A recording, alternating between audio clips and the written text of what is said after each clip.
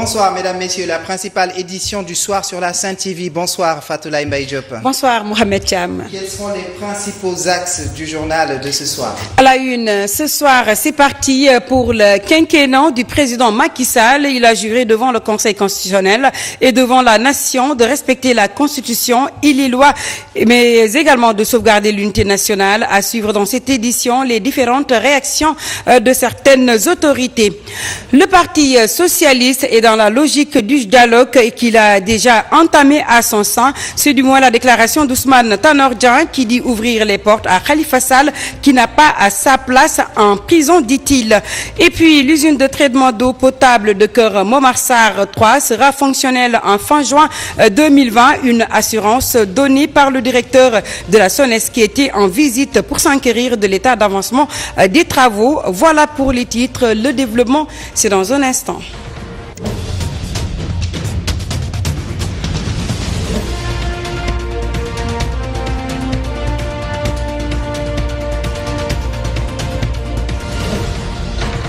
Bienvenue, mesdames, messieurs. Merci de choisir la Sen TV pour vous informer. Fatoulaye Mbaye Diop venait de vous l'annoncer en titre. C'est donc fait.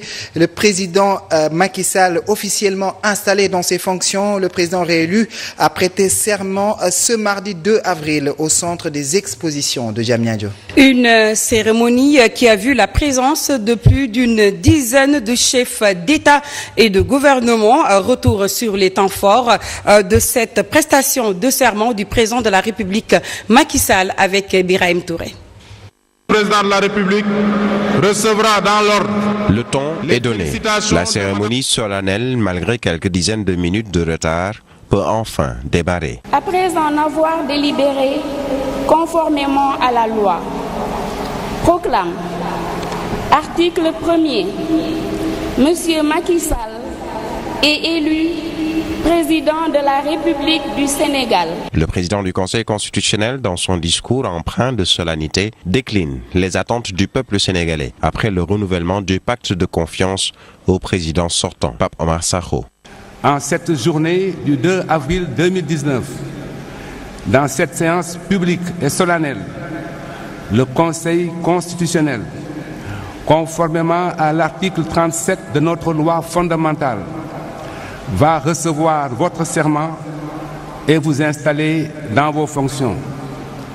Par cette cérémonie quasi rituelle, il vous incombe de prendre un engagement à la fois juridique et moral, celui de tout mettre en œuvre pour la réalisation des rêves de bonheur, de prospérité, de justice et de sécurité de vos concitoyens. À compter de ce jour, et pour les 5 années à venir, il vous incombe, incarnant la nation et symbolisant la République et ses valeurs, d'assumer à nouveau la plus haute charge de l'État. Que Dieu, le Tout-Puissant, vous y aide. Réélu avec plus de 58% des suffrages, Macky Sall peut à présent prêter serment. Je jure de remplir fidèlement la charge de président de la République du Sénégal, d'observer comme de faire observer scrupuleusement les dispositions de la Constitution et des lois, de consacrer tous mes efforts, toutes mes forces à défendre les institutions constitutionnelles, l'intégrité du territoire et l'indépendance nationale, de ne ménager enfin aucun effort pour la réalisation de l'unité africaine. Dernière étape de la cérémonie, l'installation du président réélu, un cérémonial qui clôt la partie solennelle de la matinée. Un discours du président et des félicitations de ses pairs chefs d'État seront le point d'orgue d'une cérémonie qui aura duré un peu plus d'un tour d'horloge. Birahim Touré, et puis le président de la République a également, dans son allocution, promis aux Sénégalais de meilleures conditions de vie pour ce second mandat.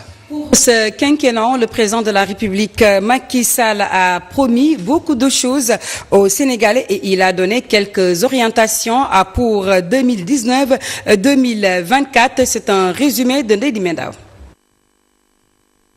Après avoir prêté serment devant Dieu et la nation sénégalaise, le président de la République a fixé le cap avec l'équipe qu'il va choisir dans les prochains jours pour diriger notre pays durant ces 5 prochaines années. D'abord, il a juré d'être le président de tous les Sénégalais et sans distinction. Très motivé, le président Sall laisse apparaître son ambition à accentuer les efforts pour satisfaire l'attente des populations. 2019-2024, un quinquennat de la phase 2 du plan Sénégal émergent, renchérit Macky Sall. Le président de la République déclare à cet effet que des efforts beaucoup plus soutenus seront consacrés à l'employabilité des jeunes. L'amélioration du cadre de vie fait partie des priorités du chef de l'État qui estime qu'il y a urgence à mettre fin à l'encombrement de l'espace public pour forger l'image du Sénégal avec zéro déchet. Le président Macky Sall soutient par ailleurs qu'il ne ménagera aucun effort pour la protection de l'environnement. Une lutte efficace sera également de mise pour venir à bout la spéculation foncière dans les zones à vocation agricole. 100 000 logements sociaux seront également construits, poursuit le président qui compte mettre en œuvre des réformes au niveau de l'administration. Pour Macky Sall, l'administration doit être beaucoup plus exigeante, beaucoup plus efficace. Trop de lenteur, trop de routine, déplore le chef de l'État. Le président Macky Sall a d'ailleurs annoncé qu'il compte saisir très prochainement l'Assemblée nationale pour une meilleure suivi des politiques publiques dans un Sénégal de tous et pour tous. Et puis à l'issue de cette cérémonie, les réactions sont donc unanimes. Le président réélu a un sacerdoce et la confiance du peuple qui vient de le réélire doit être matérialisée dans les faits, mais également dans le devenir du Sénégal. Maître Alioune Badara Cissé, l'avocat médiateur de la République, estime que la charge est lourde, mais l'espoir est permis. Après un premier septenant accompli, il faut dès à présent poursuivre le travail pour toute une nation. Maître Alioune Badara Cissé, interrogé ici par Birahim Touré et Baba Diaw. Qui nous a délivré aujourd'hui un discours d'espoir, mais qui nous a également tous et chacun rappelé à l'ordre, à la discipline, à la salubrité, au respect des règles ordinaires entre administration et administrés, au respect des normes d'urbanisme, à la propreté dans les villes, dans les campagnes, dans les maisons et dans les rues, à la magnificence de ce que le plan Sénégal émergent reste encore porteur, à la jeunesse, aux femmes, aux hommes des villes, aux hommes des campagnes. Je prie Dieu tout simplement qu'il lui donne la force et l'accompagnement nécessaire pour que ces promesses soient porteuses de fruits que nous savourerons toujours. Maître Alioune Badara Cissé, autre réaction, c'est celle d'Ousmane Tanor Dieng. Pour sa part, il soutient que le dialogue est un des impératifs du développement du Sénégal dans ce quinquennat. Supplémentaire pour le président Macky Sall. Le président du Haut Conseil des collectivités territoriales et secrétaire général du Parti socialiste estime que les germes du dialogue sont déjà plantés. Maintenant que chacun y mette du sien, Tanor Dieng est toujours au micro de Birahim Touré et de Baba Diaw. C'est même un impératif. Et je pense que de ce point de vue-là, les uns et les autres, aussi bien l'opposition que la majorité, doivent faire les uns et les autres un pas pour se rencontrer. Et toutes les questions dont on faut discuter, il faut, sur le principe, être d'accord qu'on devrait se voir. Maintenant, une fois que ce sera vu, on mettra les termes de référence vont être examinés, discutés, et ceux qui voudront que telle ou telle question soit à l'ordre du jour, mais c'est l'occasion de le faire. Mais ce qui n'est pas bon, c'est le refus par principe du dialogue. Ça, ce n'est pas bon. D'abord, notre pays, là, depuis Léopold Sédar Senghor, c'est un pays de dialogue, de disso. Comme on dit en Wolof, il disait diso ak béykati, dipo ak napkati, diso ak samkati, diso nak grignon souci. Et c'est ça ce dont nous avons hérité. C'est pourquoi nous pensons qu'on doit tout faire pour nous rencontrer, échanger, même si c'est pour consacrer un désaccord, mais on sera parlé et chacun saura un peu.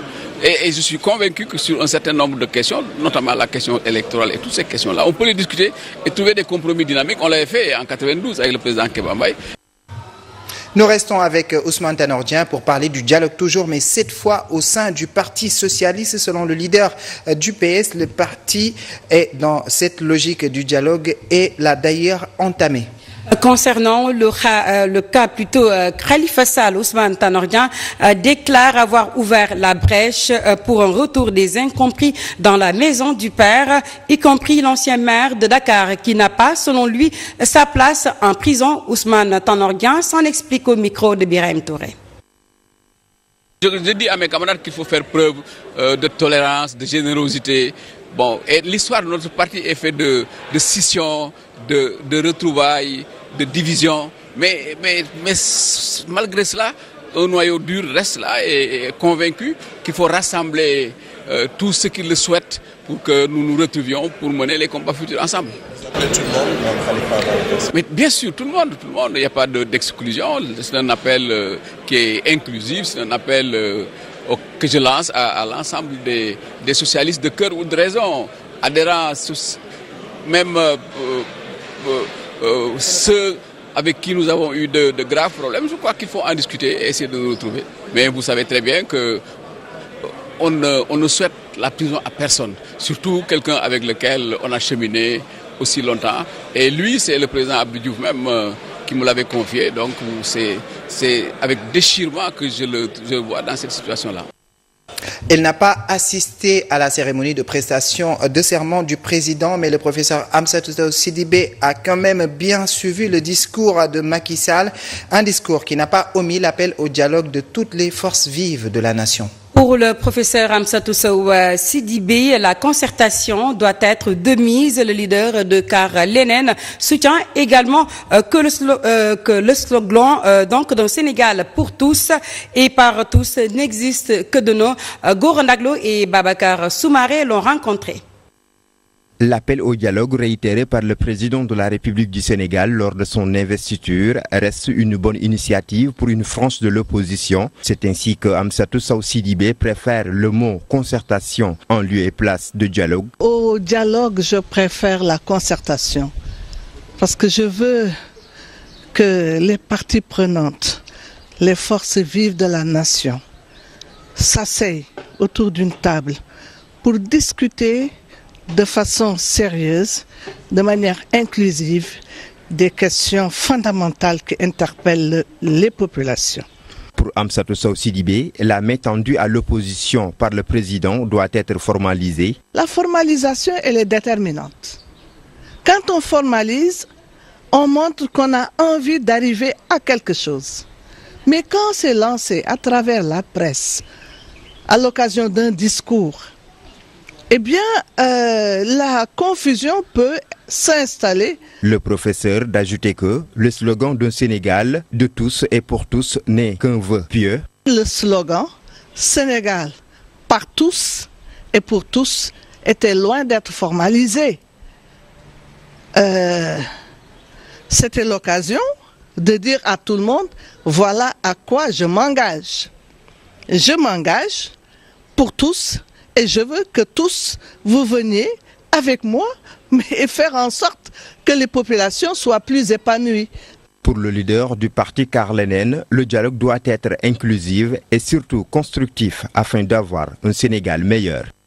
Parlons d'autre chose à présent. La journée mondiale de la sensibilisation à l'autisme célébrée ce 2 avril. Le Sénégal met à profit la création de filières qui vont aider à renforcer la prise en charge des enfants vivant avec l'autisme, ce trouble psychique qui souvent met la personne mal à l'aise dans son milieu. La prise en charge est coûteuse et l'autiste a besoin d'être protégé et soutenu. Pour cette célébration, l'accent est mis sur la sensibilisation et la communication pour une bonne gestion de ce handicap.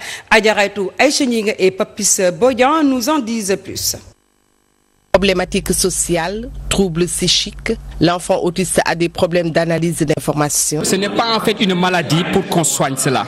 C'est un trouble, une déficience par rapport à la communication, mais aussi par rapport à l'interaction sociale. Et aussi ça peut être dû au niveau donc de l'environnement de l'enfant en tant que tel. L'enfant autiste a des difficultés à intégrer le milieu scolaire.